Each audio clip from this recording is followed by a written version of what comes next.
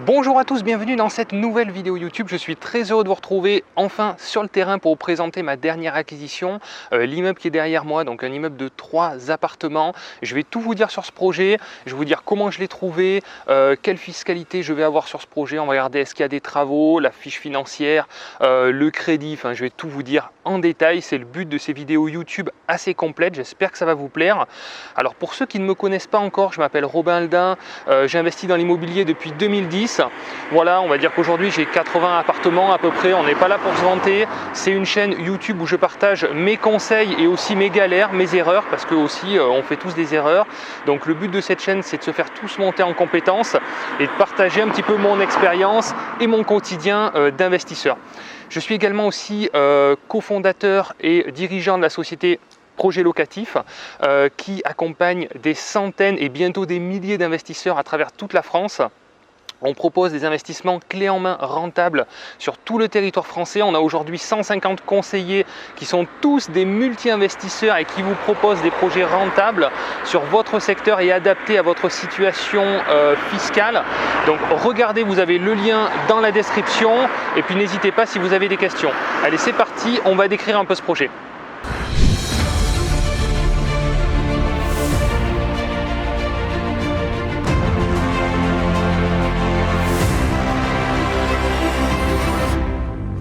Alors pour vous expliquer un petit peu, c'est un projet, vous voyez, qui est donc un immeuble qui a été isolé par l'extérieur parce que c'est un immeuble qui a été conventionné ANA. Donc il y a de ça 9 ans puisque la convention tombe au mois d'octobre. Donc vous voyez qu'il a été entièrement ravalé. C'est un immeuble assez ancien puisqu'il est en pierre, on peut le voir ici. Mais il y a eu une isolation par l'extérieur et entièrement, tout l'immeuble a été entièrement rénové il y a un peu moins de 10 ans, il y a 9 ans maintenant. Donc on peut le voir, c'est de très très bonne facture. Vous verrez, je vous montrerai toutes les photos à l'intérieur. On va analyser aussi l'intérieur de chacun des appartements. Vous pourrez vous rendre compte de l'état de rénovation. Donc ça c'est très très bien. Pourquoi? Parce que vous savez que maintenant vous allez devoir être obligé d'avoir des normes énergétiques et des obligations de logement peu énergivores. Ça commence en 2023 et en 2028 vous ne pourrez plus louer vos logements qui ne sont pas en étiquette E minimum. Donc ça c'est un gros atout, ce qui fait que les DPE sont en C pour chaque appartement. Voilà, très très bon point. Donc là on a 3 appartements, 95 mètres carrés, 95 mètres carrés, 95 mètres carrés. L'immeuble est entièrement loué, donc c'est un projet qui est assez facile à réaliser, hein. J'espère que vous allez bien m'entendre, que ça circule pas mal, je suis désolé. Donc gros point positif. Après, la toiture est en très bon état. Là on peut pas voir d'ici, j'ai pas de drone malheureusement, je peux pas vous montrer la toiture, mais je l'ai fait vérifier par un couvreur, elle est en très bon état. Et d'ailleurs mon couvreur lui a un drone, ce qui permet d'éviter de monter sur les toitures. Donc il y a un appartement qui bénéficie d'un petit jardin, donc vous voyez, bon ça c'est vraiment cool, un appartement avec, avec jardin, c'est vraiment un point fort. Donc il y a des jeunes qui m'interpellent pour la voiture bien sûr. Ensuite, gros point positif, puisque là c'est des grands appartements qui justement sont souvent loués par des familles. Vous avez donc 3 grands garages aussi, ce qui est souvent très demandé quand vous avez des familles. Ensuite, il y a une petite partie à l'arrière, bon là il n'y a pas grand chose, il y a des caves dessous, voilà, que je ne vais pas pouvoir vous montrer. Et chaque appartement est desservi, vous voyez, chacun a sa porte d'entrée, donc ça c'est vraiment cool. Et l'appartement du rez-de-chaussée, vous avez vu, là il y a la porte d'entrée qui est par là, ce qui veut dire qu'il n'y a pas de commun, donc au niveau des charges c'est assez réduit, c'est plutôt cool. Attendez, je vais essayer de reculer un peu, ouais voilà. Ça permet justement de pouvoir avoir des charges très réduites puisque tous les compteurs sont en individuel. Voilà, comme ça vous allez voir un petit peu mieux l'immeuble. Voilà. Donc les compteurs d'eau, les compteurs électricité et compteurs gaz sont tous individuels, ce qui veut dire qu'en charge, on est à 10 € par mois de charge, ce qui est vraiment très très léger et ce qui permet une gestion assez facile. Voilà donc comment j'ai trouvé ce projet, tout simplement sur internet. La seule différence, c'est que j'ai été très réactif. Alors la plupart des projets que j'achète, effectivement, c'est mon réseau qui me les amène. Donc c'est des agents immobiliers que je connais et qui me connaissent parce que voilà, ça fait 11 ans que j'investis. Donc forcément, quand ils rentrent un projet, un immeuble, ils pensent à moi, ils m'appellent avant de publier sur Internet et de payer des annonces qui leur coûtent cher et d'amasser entre guillemets de la masse et de faire des visites un petit peu pour rien. Donc là, ce projet-là, concrètement, je l'ai trouvé sur Internet comme n'importe qui aurait pu aussi le trouver sur Internet. La seule différence que j'ai et que nous avons d'ailleurs au sein de projets locatifs avec tous nos conseillers, c'est la réactivité. Puisque j'ai visité dans l'heure après que l'annonce ait été publiée, j'ai été le deuxième à visiter et j'ai réussi à me positionner. Pourquoi? Parce que j'ai l'analyse et j'ai l'expérience qui me permet de savoir détecter une bonne affaire. La personne qui a visité avant moi avait besoin de réfléchir, elle devait se positionner le lendemain. Moi j'ai visité, je me suis positionné tout de suite, on est sorti de l'agence, je n'ai rien négocié, le bien était au prix, il n'y avait rien à négocier. Et c'est cette expérience qui permet de pouvoir se positionner rapidement et on coupe un petit peu l'herbe sous le pied à des personnes qui n'ont pas forcément le même recul. Donc si vous avez l'expérience et que vous avez le réseau et que vous avez le temps, trouvez par vous-même et essayez voilà, d'être réactif, il n'y a pas de problème. Mais sinon, je vous invite vraiment à regarder Projet Locatif parce que je suis sûr qu'on va pouvoir vous aider à gagner beaucoup de temps et aussi beaucoup d'argent parce que justement, on va optimiser un petit peu tout le processus grâce à l'expérience et à nos connaissances spécifiques dans le domaine de l'investissement immobilier. Donc voilà l'anecdote de cette affaire. Moi je suis sorti, je me suis positionné tout de suite, je l'ai acheté au prix, aucune négociation et d'ailleurs des fois les meilleures affaires c'est pas celles qu'on a le mieux négociées. Moi j'ai négocié des biens, j'ai eu des grosses négociations, c'est pas forcément les meilleures affaires que j'ai fait.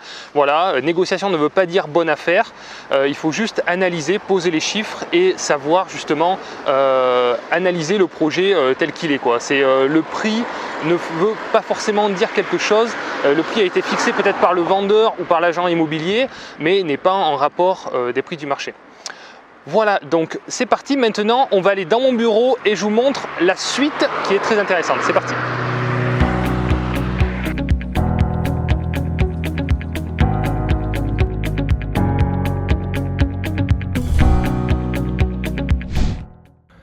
Voilà, on se retrouve dans mon bureau. Donc là, je vais vous montrer la fiche financière de ce projet pour voir si le projet est viable et est-ce qu'il est rentable.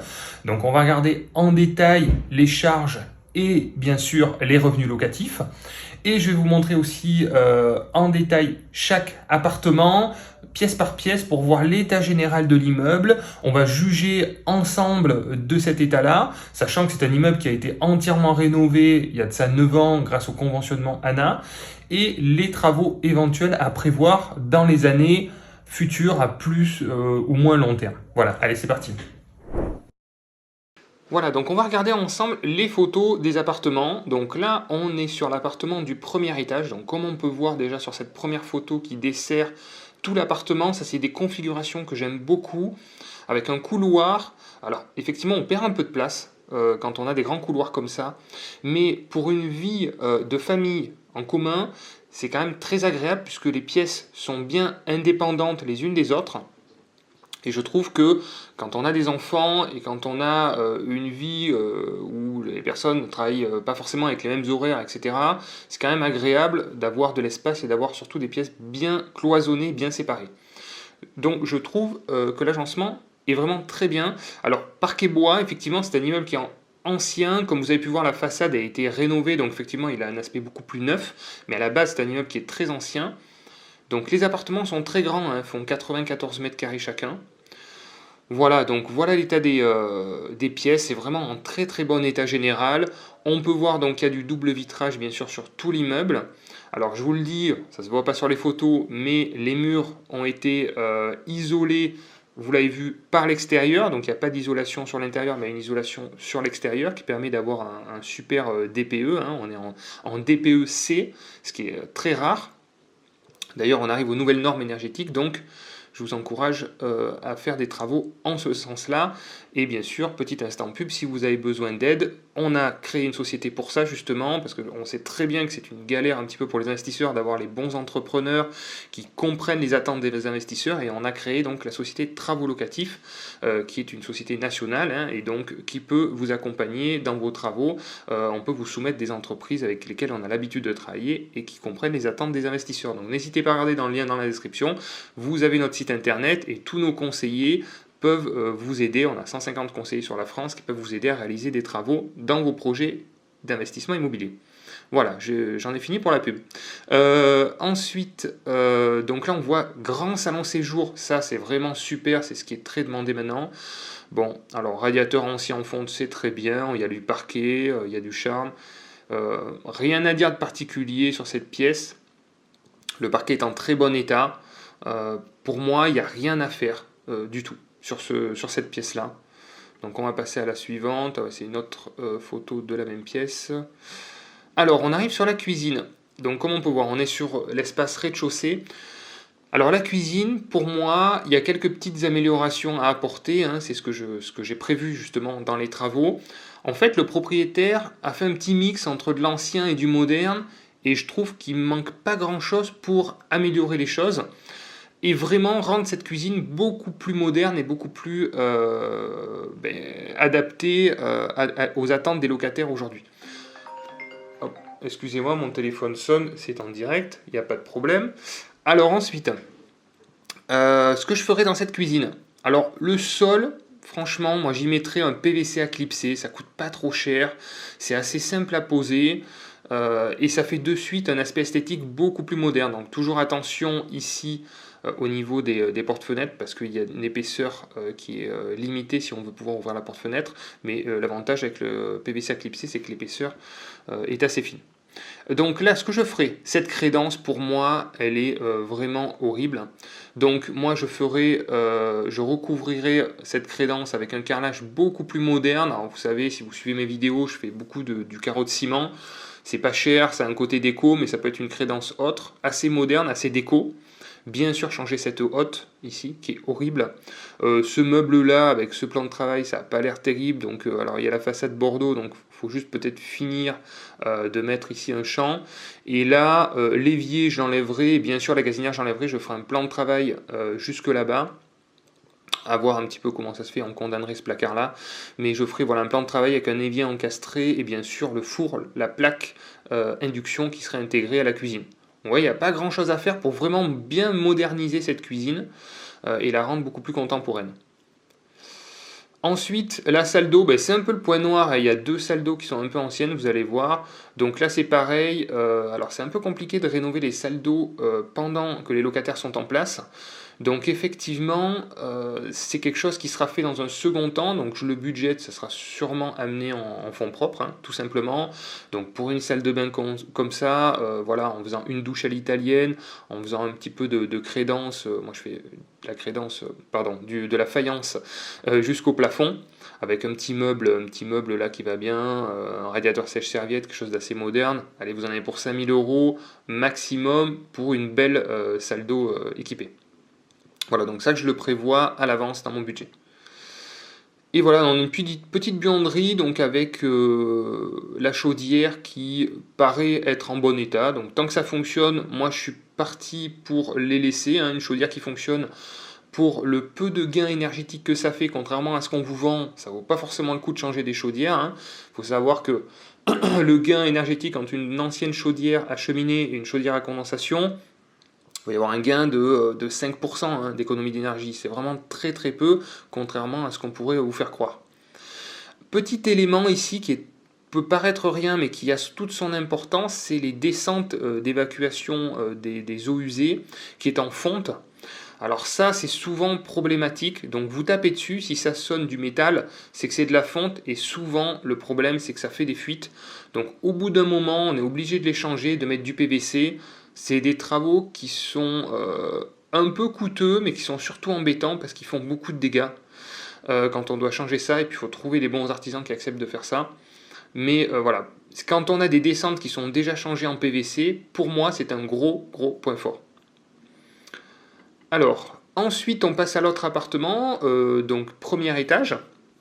On se retrouve dans une salle d'eau qui a besoin d'être modernisée, hein, comme l'autre. Bon, les peintures sont propres par contre, mais clairement le sol a été refait. Donc là, moi j'aurais mis une douche à l'italienne et un petit meuble vasque, tout simplement. On voit qu'il y a une évacuation pour la machine à laver, le linge. Ça c'est très bien, c'est toujours ce que je fais moi aussi. Je mets toujours une évacuation pour mettre le lave-linge dans une salle d'eau, ou je prévois aussi dans la cuisine. Voilà. Donc voilà, toujours des grands espaces, c'est lumineux, c'est aéré, c'est bien desservi, c'est très bien. En gros, si vous vous sentez bien vivre dans l'appartement, alors il y a des investisseurs qui disent non, mais il ne faut pas s'imaginer dans les appartements comme si c'était pour soi. Ben moi je dis le contraire, moi je dis que si vous vous sentez bien et que vous sentez vivre dans cet appartement, eh ben, c'est quelque chose qui se louera très facilement et qui se revendra aussi facilement.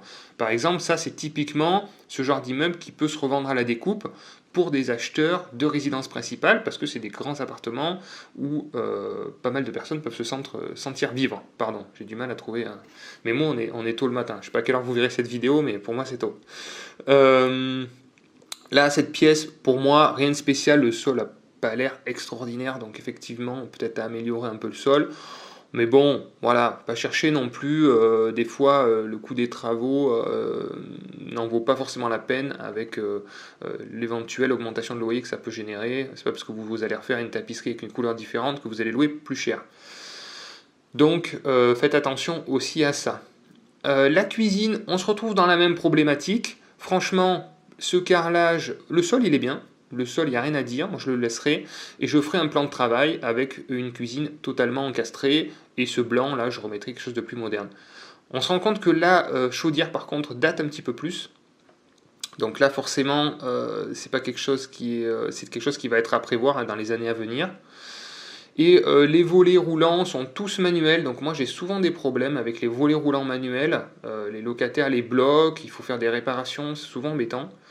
Donc je vous conseille de les mettre en électrique, ça coûte franchement pas très cher. Hein. Souvent ils vous mettent une petite goulotte dissimulée pour rattraper l'électricité d'une prise, à la rigueur.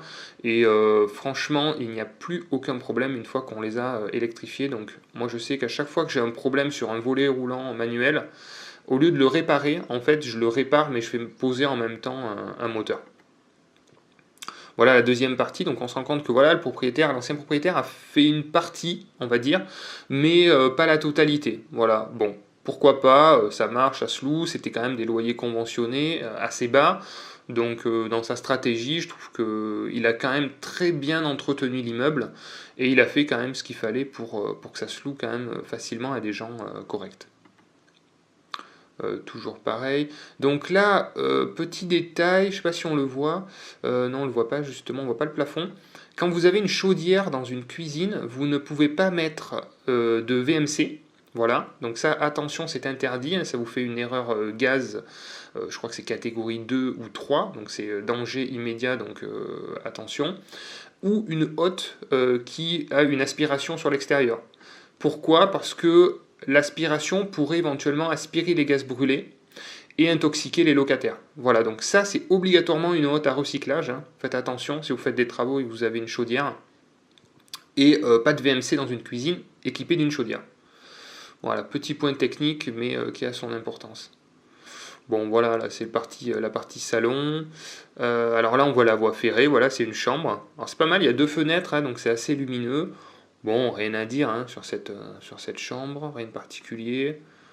Là c'est pareil, c'est en très bon état, hein, les couleurs sont assez modernes. C'est pour ça que les locataires s'y sentent bien et restent aussi dans le logement. Vous avez même un placard encastré, ça c'est vraiment top. Et voilà, on voit un peu plus la partie ouverte, cuisine, salon. Voilà, grand espace. Rien à dire de ce côté-là, pour moi c'est en très bon état, il n'y a rien à faire. Hein. Et alors le dernier étage, hop, oui c'est bien le dernier étage, on se retrouve avec la même, oui c'est pour ça. Ah mais attendez, qu'est-ce que j'ai fait là? Peut-être mélanger les photos. Non c'est bien, ouais celle-là, alors celle-là elle vient de l'autre. Attendez, qu'est-ce que je dis? Non c'est pas la même, c'est bleu. Si, c'est la même photo, pardon. Ça, c'est toujours l'appartement qu'on venait de voir. Et là, on passe à l'autre appartement. Donc là, les tableaux, c'est vraiment top. Donc ça, c'est l'appartement du deuxième étage. Hein. Voilà, complet. Donc ça, c'est vraiment super. Tout a été rénové il y a 9 ans. Alors celui-ci, on rentre, il faut monter un étage supplémentaire, effectivement. Alors la salle d'eau a été refaite ici, voilà, donc ça c'est un bon point positif, voilà, avec une douche. Voilà, on se rend compte du petit meuble basque là. Voilà, un grand couloir. Alors voilà, alors le lino, franchement, je suis pas fan du lino du tout, du tout. Pourquoi? Justement pour ça, pour cet aspect granuleux et ces aspérités que ça peut faire, surtout sur des planchers bois. Il faut faire une très bonne préparation pour le mettre, mais je trouve que ça fait un effet assez bas de gamme que j'aime pas. Donc après, si vous êtes vraiment ric-rac au niveau budget, pourquoi pas, mais prenez-en de très bonne qualité. Mais je préfère le PVC à clipser. Maintenant, on a le PVC à clipser qui est vraiment top. Il peut être isolé et c'est vraiment cool, quoi. Ensuite, donc le salon séjour, voilà, encore ouvert. Donc ça, c'est vraiment top. Grande pièce à vivre. Donc là, ça permet justement de mettre un côté salle à manger et un côté salon. Donc ça correspond tout à fait à nos modes de vie actuels. Voilà un autre angle de vue aussi. Ce que vous ne voyez pas sur les photos, c'est la hauteur sous plafond, qui est vraiment très intéressante. On est sur 2,80 m d'hauteur sous plafond.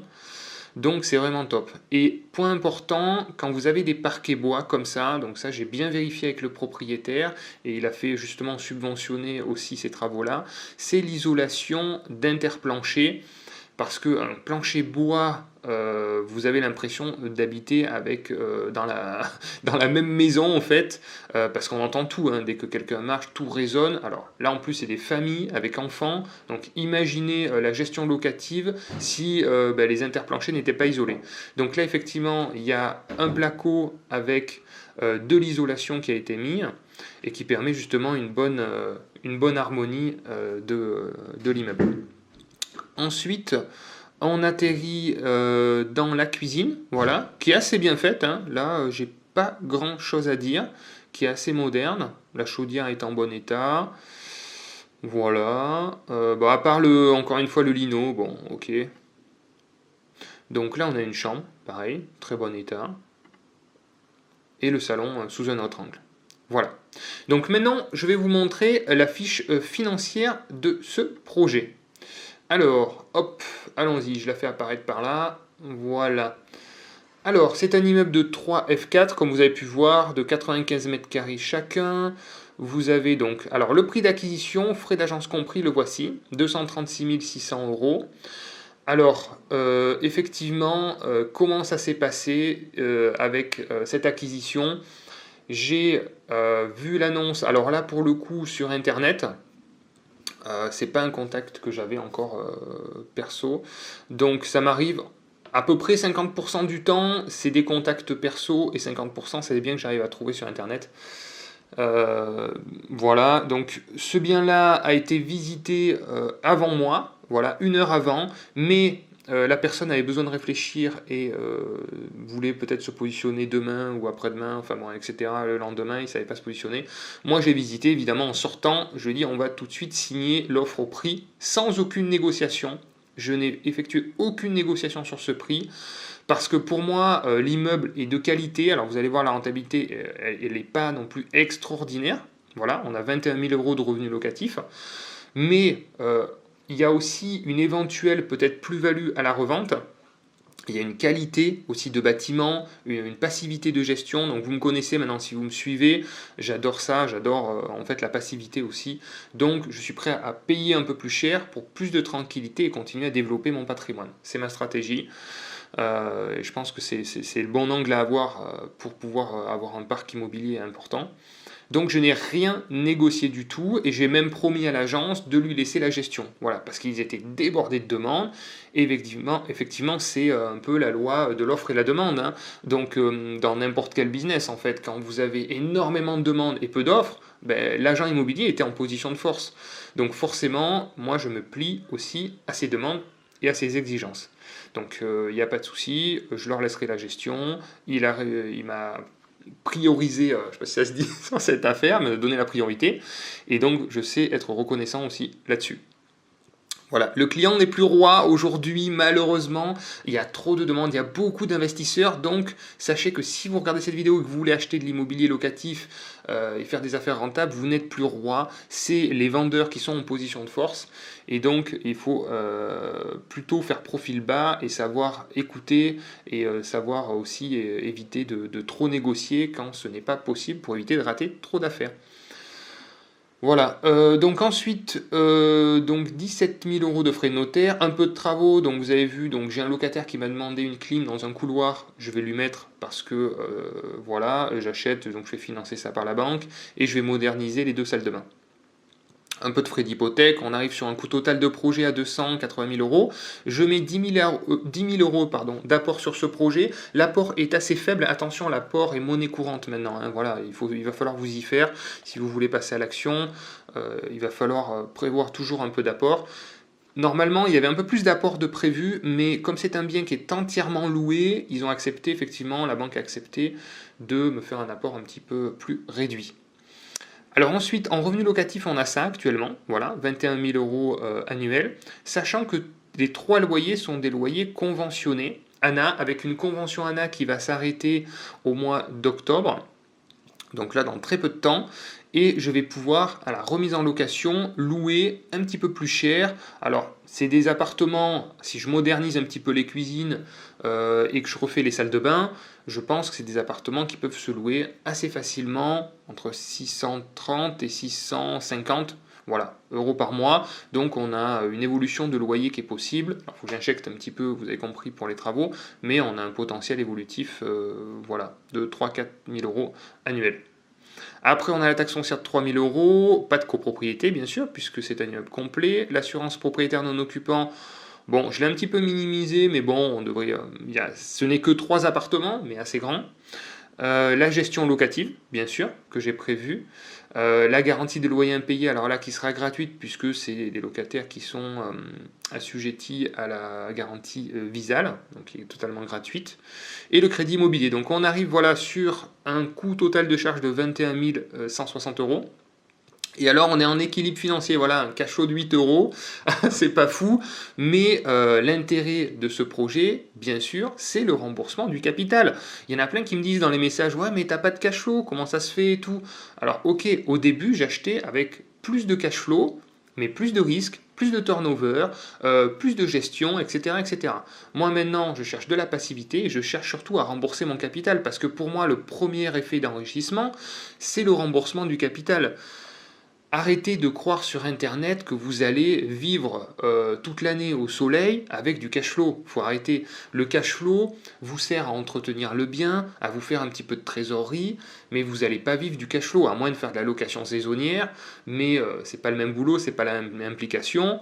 Mais faut arrêter, parce que je vois plein de vidéos sur Internet, j'ai 1000, 2000, 4000, 5000 € de cash flow. Moi j'en ai du cash flow aussi, bien sûr que j'en ai, mais c'est pas ça aujourd'hui qui me permettrait d'en vivre. Faut arrêter, j'ai envie de casser un petit peu tout ça, tout ce marketing là, où on incite à l'hyper rentabilité et on est complètement en dehors de la réalité au final. Donc ce qui est pour moi, je trouve, le plus gros effet, c'est le remboursement du capital, parce que tous les mois, je sais pas, je dois avoir à peu près 25 000 € par mois de mensualité de crédit, donc je rembourse à peu près de capital 200 000 € par an. Ça, c'est de l'épargne forcée, c'est de l'enrichissement net en cas de revente, sans parler de plus-value, même si je revends au même prix, c'est pour moi, c'est une économie d'épargne de 20 000 € par mois. Voilà, donc pour moi, c'est cet axe-là et cette vision-là qu'il faut avoir pour prospérer et pour développer un parc immobilier important. Alors maintenant je vais vous parler du financement. C'est un financement, vous avez vu, je l'ai eu sur 20 ans, avec un taux à 1,30. C'est pas un des meilleurs taux, j'ai d'autres projets en cours avec des taux plus bas, plus intéressants. Mais comme je vous le dis souvent, moi je ne vais pas chercher le meilleur taux, la meilleure offre, je cherche un partenaire bancaire qui va me suivre dans le temps. Et bien sûr qu'une banque, je sais que ça va en faire pas énerver certains, mais une banque, c'est une entreprise commerciale. Elle doit gagner de l'argent parce qu'elle nous en fait gagner beaucoup. Donc moi, je l'ai compris, donc je suis prêt à payer un petit peu plus cher le taux, les services, les assurances, etc. Ça ne me dérange pas du tout. Voilà. Donc là, pour ce projet, j'ai consulté 2 établissements bancaires.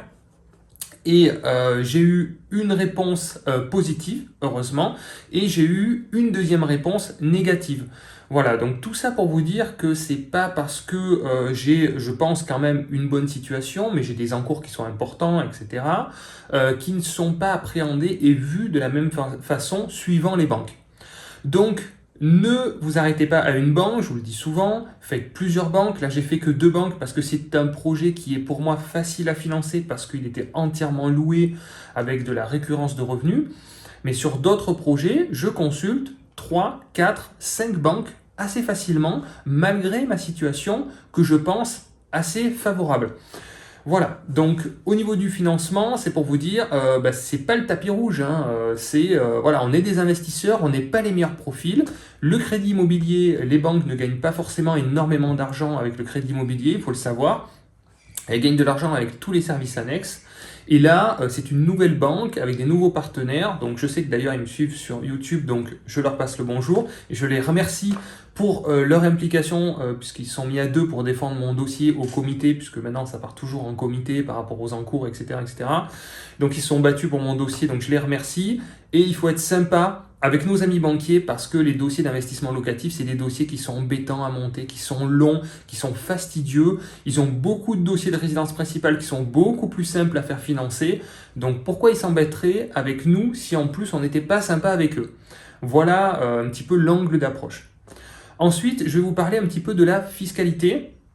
Parce que vous avez compris que c'est un projet qui est entièrement loué. Donc forcément, vous allez me dire, mais sous quel statut tu as acheté ce bien? Donc j'ai acheté ce bien en nom propre. Donc là, j'imagine, comment ça se fait en nom propre? Tu vas payer de l'impôt de suite. Alors non, je ne vais pas payer d'impôt dessus pour l'instant pendant de nombreuses années. Pourquoi? Parce que j'ai des enveloppes de déficit foncier reportables sur d'autres immeubles qui vont gommer la fiscalité de cet immeuble. Donc là, vous avez vu, il y a 21 000 euros de revenus locatifs. On va déduire toutes les charges fixes. On va se retrouver à peu près avec 10 000 euros à déclarer. Ces 10 000 euros, c'est des revenus fonciers. Et parmi mes autres immeubles, donc j'ai une dizaine d'immeubles en nom propre maintenant, et pour certains avec des enveloppes de déficit foncier de 100, 200, 300 000 euros pour certains projets, qui vont totalement gommer effectivement ces 10 000 euros qui sont imposés sur cet immeuble-là. Voilà, donc j'essaye d'avoir une vision assez long terme sur ma fiscalité d'au minimum 5 ans. Donc là, je sais que j'ai du déficit reportable pour gommer ma fiscalité sur les 5 prochaines années. Et j'essaye d'anticiper comme ça, au fur et à mesure, la fiscalité, en tout cas du nom propre, parce que vous savez que la fiscalité du nom propre, à partir du moment où vous êtes imposé, elle est assez punitive puisque vous allez avoir de l'impôt sur votre tranche marginale d'imposition. Donc vous allez devoir ajouter vos revenus fonciers à votre impôt sur le revenu et vous allez aussi payer de la CSG à 17,2%. Donc effectivement, ça fait de suite très mal. Le gros avantage du pourquoi j'investis en nom propre principalement, c'est l'avantage de la plus-value à la revente qui est beaucoup plus avantageux que celui de la SCI à l'impôt sur les sociétés. Après, j'ai aussi plusieurs SCI à l'impôt sur les sociétés, vous le savez si vous me suivez.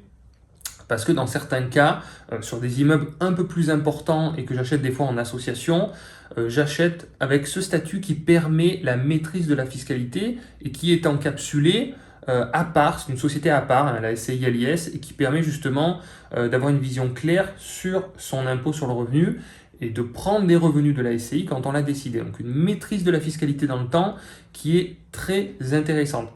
Donc par exemple, ce projet, si je n'avais pas eu d'opération de déficit foncier en parallèle avec beaucoup de travaux, je l'aurais acheté en SCI LIS. Voilà, tout simplement. Voilà, j'espère que la vidéo est assez complète. J'essaie de vous faire des vidéos plus complètes que le plus complète possible. Dites-moi si vous avez des questions. Merci de me soutenir avec un petit like, un petit commentaire, enfin ce que vous voulez pour aider l'algorithme, aider à faire connaître la chaîne aussi. Merci à tous pour vos encouragements. Merci d'avoir regardé la vidéo. Et puis de toute manière, on se fait tous monter en compétences. Si vous avez des conseils, des questions, voilà, faites participer la communauté.